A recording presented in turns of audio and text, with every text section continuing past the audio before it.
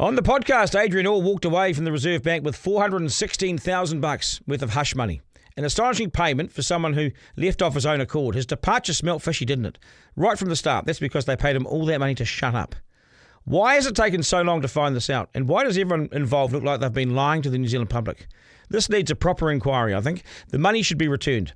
And who knew what and when should come out? It's our central bank. We fund it. We've faced the consequences of high inflation. We've lived in this Reserve Bank manufactured recession for some time. Our top boffins and ministers like he knew about this and said nothing.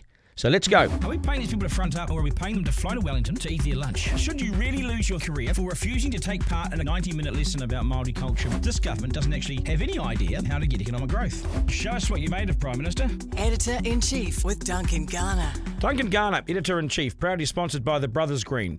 Unlock the innate power of New Zealand botanicals to support your mobility. Try the Brothers Green New Zealand Move Joint Support Tonic and join over 20,000 other Kiwis experiencing easier movement. For as little as $1 a day, you too can experience the power of New Zealand hemp seed oil for your joint health.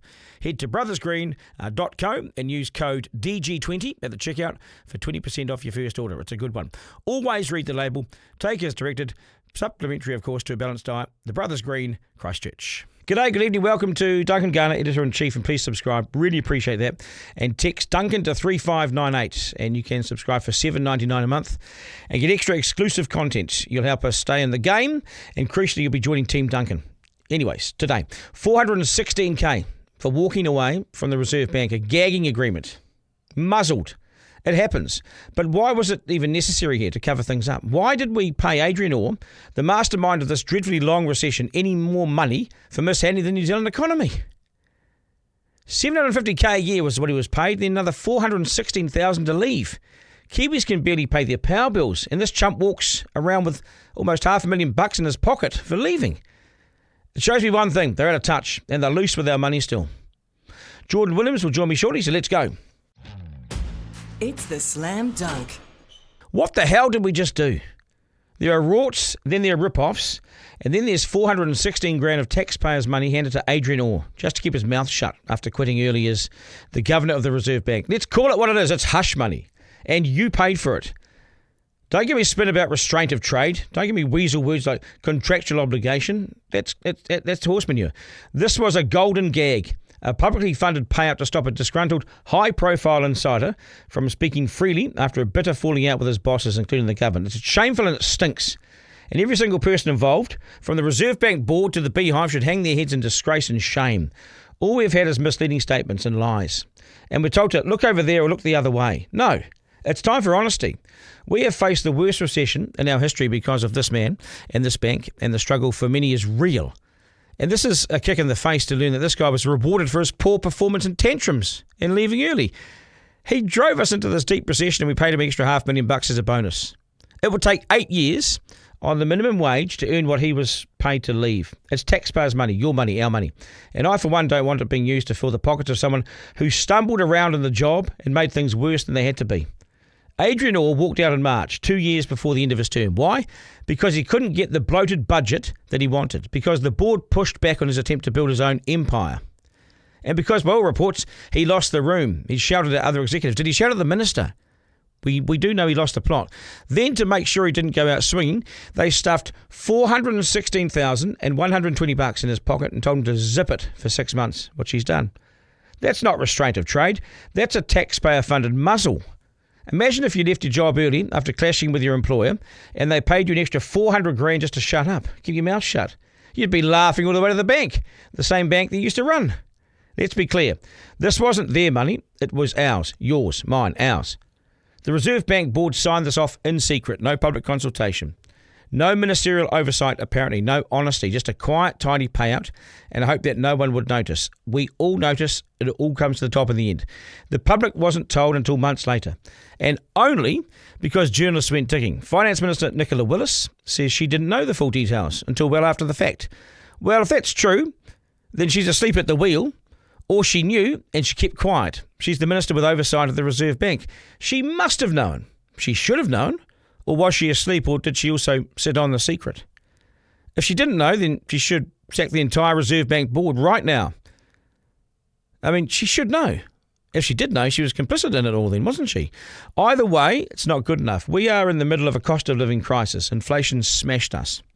Working families are struggling. Mortgage rates have crushed households. And Adrian Orr's Reserve Bank helped cause the pain by being late to rate hikes and then going nuclear. And now we're paying him $500,000 to keep quiet. No way. Where's the accountability? Where's the transparency and where's the honesty? Let's not kid ourselves. This payout wasn't about protecting Reserve Bank policy. It wasn't about defending secrets. It was about avoiding embarrassment. It always is. Orr clearly had dirt. Maybe on the board, maybe on Treasury, maybe on government, maybe on the ministers, maybe on all of them. I'm sure it was on all of them. This is a system paying off one of its own to stop him torching the place on the way out. That's what it is. It's fundamentally corrupt in that sense. Because what's the cost of silence? In this case, the cost of silence, I'll tell you what it is. It's $416,000. And the real kicker, we still don't know what we weren't allowed to hear. Let me say this as bluntly as I can. New Zealand is not a fiefdom for bureaucrats and governors to walk away with hush money and golden parachutes and handshakes. This is a small country. Every dollar matters. Every act of public trust matters. And right now, the people running our central institutions are burning that trust to the ground, especially at the Reserve Bank. If this happened in the private sector, there'd be lawsuits. If it happened in politics, there'd be resignations. So where are they now? Why hasn't the Reserve Bank board been hauled before a select committee for some honesty? Why hasn't the finance minister demanded the money back? Why hasn't the Auditor General stepped in? You don't get paid to quit and hide. Adrian Orr failed in his second term. He let inflation run hot, ballooned the bank's headcount, and turned the country's top bank into a PR machine. He didn't get his way, so he quit. He threw his toys. Then they paid him more than the average New Zealander will earn in a decade to stay silent. It's cowardly and crooked. And it's completely indefensible. We need an inquiry. We need transparency. We need this money paid back now. Because in a country where people are choosing between heating and eating, $416,000 to gag a public servant is an insult to every taxpayer in New Zealand. And I don't know about you, but I've had enough of being insulted. I'm over it. Editor-in-Chief with Duncan Garner. Okay, Jordan Williams from the Taxpayers Union. He's pretty hot under the collar on this as well, and he joins me. Jordan, g'day, nice to see you. G'day, Duncan. What do we make of this? I saw your statement out last night, yesterday afternoon. You were pretty outraged at it. I mean, these things happen in employment cases, but in this one, God, another $500,000. Yeah, I mean, a lot of taxpayers will be annoyed that a guy gets rewarded for failure and an enormous golden goodbye. But I think the bigger issue in the payment was frankly the lack of, honesty from the Reserve Bank on what this was all about. You know, taxpayers aren't mugs.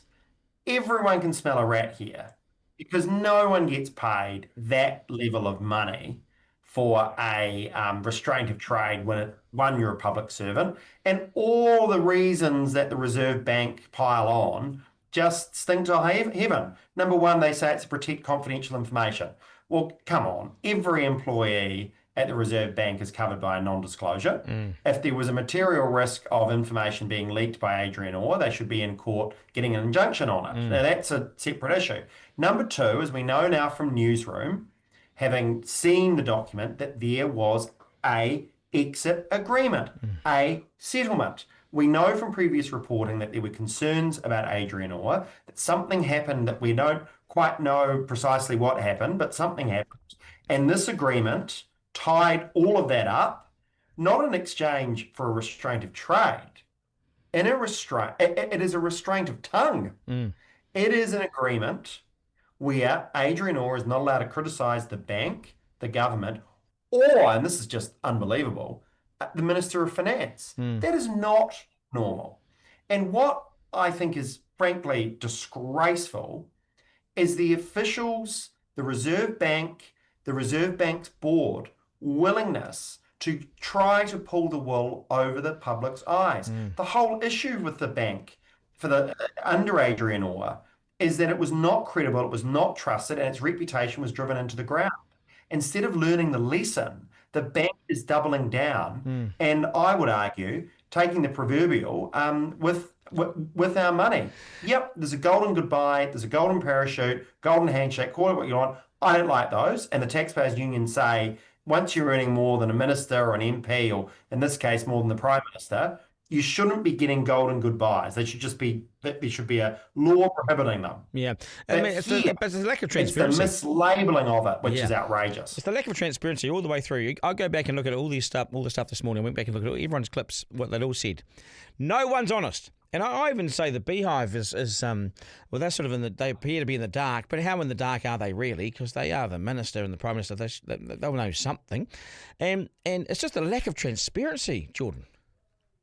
Yeah, it is, and the sort of Beehive's willingness to sort of go along with it. Look, time will tell who knew what and when, and I think it's very unbecoming for Nicola Willis to be dragged into this. She says she didn't know. Well, that seems odd that her office wouldn't know, given that part of the agreement is you couldn't criticise her, and we may never find out precisely what the allegations were. Although, whereas obviously, the banks were starting to brief against Adrian Orr about reported behaviour or alleged inappropriate behaviour or getting angry at meetings and things like that. There's obviously this previous reports suggesting that he raised his voice at the minister or with Treasury officials. Now, something went wrong. A deal was done to make the problem go away. What annoys me is the dishonesty with the public and the deliberate mislabeling of that payment. I looked at Nicola Willis's comments on this, and as the Minister, she, just a few weeks ago, or maybe a couple of weeks ago, she welcomed the new Reserve Bank Governor in because she said, I'm responsible for the appointment process. I'm the Minister with delegated authority. That being the case, you're also the Minister for Delegated Authority when you see the papers when they go and exit the building too. So I would have thought that she would have seen it. Someone in her office has seen this paperwork. Sure, and if they haven't done the job. Well, I take Nicola Willis's at her word, but I do point out, of course, that it's a little bit like when she banned Craig Rennie from the Treasury lockup, that it was claimed, no, nothing to do with me, nothing to do with my office, when actually it turned out that it was, in effect, under the direction of her office. As I say, look, I'm already on public record. I think that a lot of the matters that touch that office are unbecoming of what is the second most powerful office of state. But the fact that this just keeps going on and on and on, and it's of their own making. We're here because when he left, there wasn't the transparency that there was a payment. We're here because when it did come out about the payment, the Reserve Bank has misled New Zealanders about what it was about. It was an agreement. It is not just the business as usual payment, as they claim. It was in exchange, not for a restraint of trade, it was in exchange for a restraint of tongue. It's a which gagging is order. Extraordinary for a government that claims to stand with whistleblowers or claims to stand for transparency. Indeed, the new Reserve Bank governor literally said that she wants the bank to be transparent. This is not a good start. No, this is a gagging order. This is what he's been paid to shut up. Silence money, hush money, whatever you want to call it. Yep, Nicola Willis could actually, if she means what she says about, this nothing to do with me, then she should simply make clear, and she can just do publicly, waive that condition. I think that I'm slightly different to you here. I think that she will know and has known, and it's a bit untidy, and she hasn't told the truth. Now, I can't prove this, so I throw that in there. But all my gut instinct tells me that the flow of information, there would have been a briefing. There had to be. She's the Minister of Finance. Yeah, well, it does. As we have said on numerous occasions, it does appear that if based on the assertions or the claims being made out of the Beehive and its various spokespeople, it would appear that at minimum, Treasury is in gross breach of the no surprises rule. Well, it's either that. Look, someone's got to be wrong here. Someone's not telling the truth. And somebody hasn't done their job properly. So either her office knew and they didn't pass it on to her. She knew she hasn't told the truth. They didn't pass it on, so they didn't therefore enact a refer upwards clause. I mean, it's so bloody untidy, and all of them deserve what they're going to get on this at some stage. There needs to be an inquiry here. Or don't you think you have some sort of review on this to tidy it up, to put a line under it? You're the second media outlet to be asking that very question. I mean, really, I'd argue the buck stops with the minister and the board. I think that it is not just the chair; it is that the whole board of the Reserve Bank had disgraced themselves They in go. this episode Mm. and have failed to live up to what would be normal expectations of frankly, honesty and prudence. But you need your bank. This is your central bank. It's not Department of Conservation, it's your central bank, your Reserve Bank. They must be above and beyond reproach, surely, because these guys set the rules, the regulations. These guys created a damn recession, for God's sake. The New Zealanders are still struggling through. We, the public, deserve some kind of honesty, some clarity, some transparency, and potentially our money back.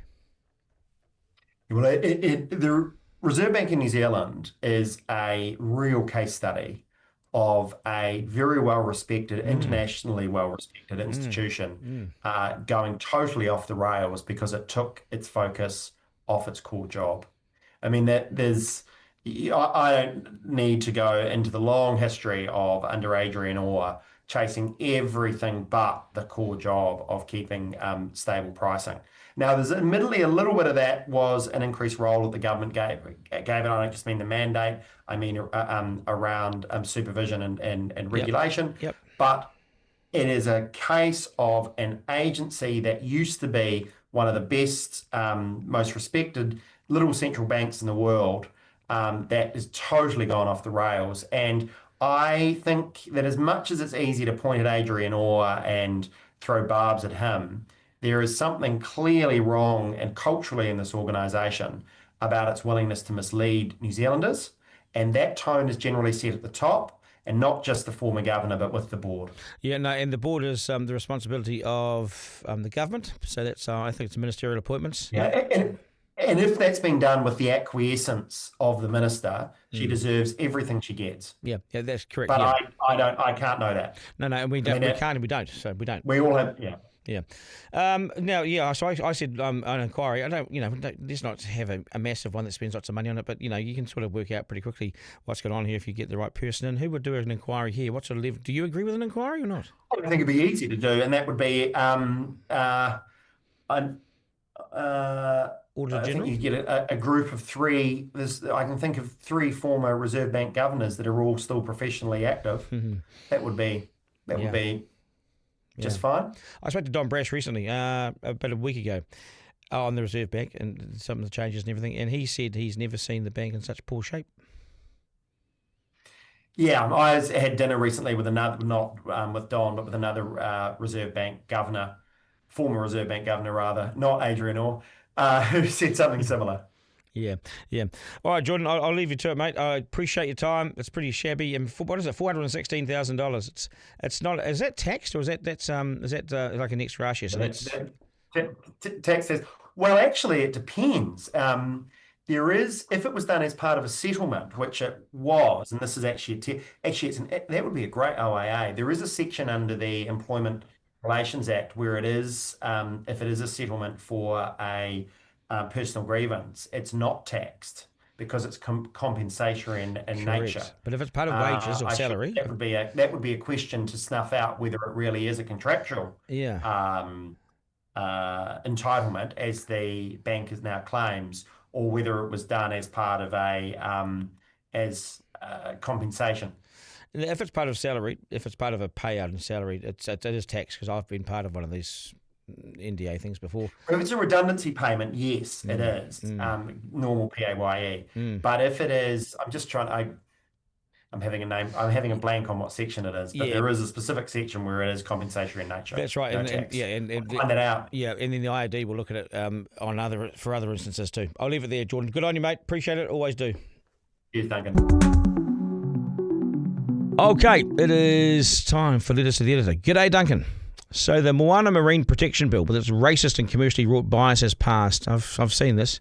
A big news item, that's for sure, but in true sly government, I'm assuming only style, whilst it was passed yesterday, the Herald published it at 9:27 last night and then removed it fairly early this morning before the masses could read it. I see Ryan Bridge this morning did 2 interviews on it, which shines a light on the minister in the last week or so, gave into even more commercial fisheries and has allowed the ring netting of all things. The rest of us are banned entirely from fishing in these areas, with even a handline. What the hell?